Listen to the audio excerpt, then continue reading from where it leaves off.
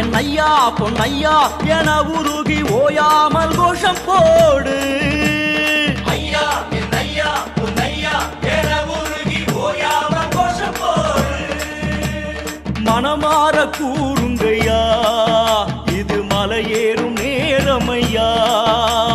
தலபாரம் இறங்கும் முன்னே நம்ம மனபாரம் இறங்குமையா. ஐயப்பான பாடு பொன்னையன தேடு பரவச வழிபாட்டிலே. கட்டி சபரி காட்டு வழியேறு குருசாமி துணையாகவே. ஐயா என் ஐயா பொன்னையா என உருகி ஓயாமல் கோஷம் போ.